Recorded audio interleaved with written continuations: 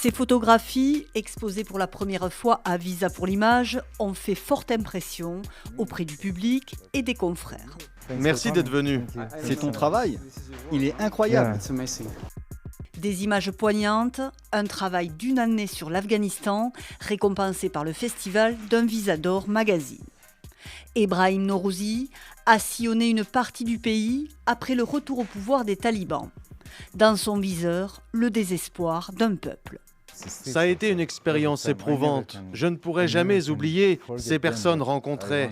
Je veux interpeller le public et leur demander de ne pas oublier l'Afghanistan, particulièrement les enfants et les femmes. Des enfants au travail au lieu d'être à l'école.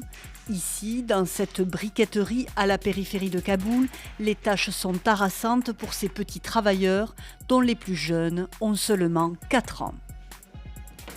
Aujourd'hui, il y a de plus en plus d'enfants au travail en Afghanistan, notamment depuis le retour des talibans. La moitié des familles environ est obligée de faire travailler ses enfants pour pouvoir gagner de l'argent et se nourrir.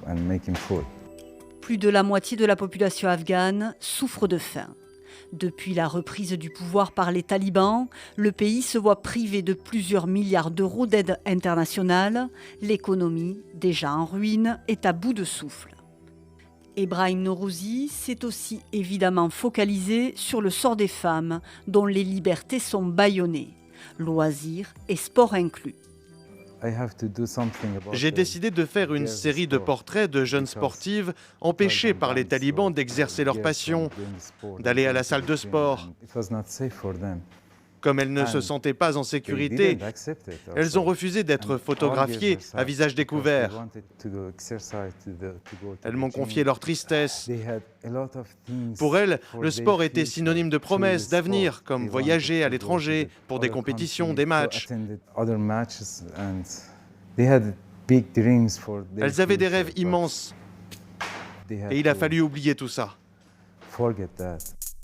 Des rêves brisés et une population qui sombre.